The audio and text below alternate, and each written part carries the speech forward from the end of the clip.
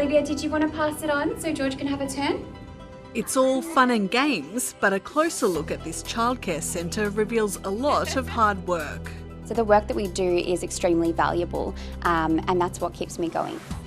As cost of living pressures persist, it's being felt by early childhood educators on award rates. At the end of the day, they're finding it hard to support their own families. What's this card? Do you know what that is? Workers in many sectors are feeling a similar squeeze. In real terms, their pay is going backwards. Wages for our members are not keeping up at all with those cost of living increases, and it's continuing to bite. Wages rose by 0.8% in the 3 months to June, and growth slowed to 3.6% over the year, below forecasts. Private sector pay rises outpaced the public sector, with construction, professional services and healthcare the main drivers of wage growth in the latest quarter. Adjusted for inflation, Australian wages are currently at their lowest level since 2009. In the June quarter, fewer jobs had pay increases, but those that did saw bigger rises on average.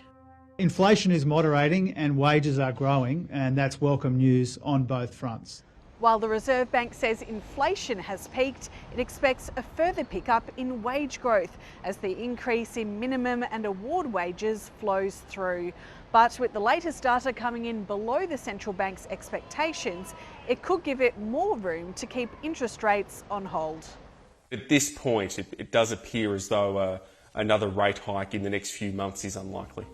The Reserve Bank will be okay with wage growth of this nature provided the productivity growth picks up at some point over the next 12 months. Yeah, it's an in-demand skill set at the moment. Recruiter Catherine Kennedy says workers are reluctant to move jobs without a decent jump in salary at a time when companies are becoming more cautious. Sometimes there's a little bit of a disconnect between employer expectations and what job seekers or employees are looking for, particularly if they're to change jobs. And some industries are being hit by rising interest rates. Retail, consumer products, those sorts of things, they're probably starting to feel the effects of the decrease in consumer confidence. But in essential sectors, there are still staff shortages. Unions representing childcare employees will front the Fair Work Commission to push for a pay deal with multiple employers, covering thousands of people. We are going to press this case because these workers, frankly, are low paid. They are paid far too little and they are exiting the sector. We have 10,000 vacant positions in Australia. I don't think it's a lack of trained early childhood professionals. I think it's a lack of trained early childhood professionals who want to work in the early childhood sector. Well done! High five!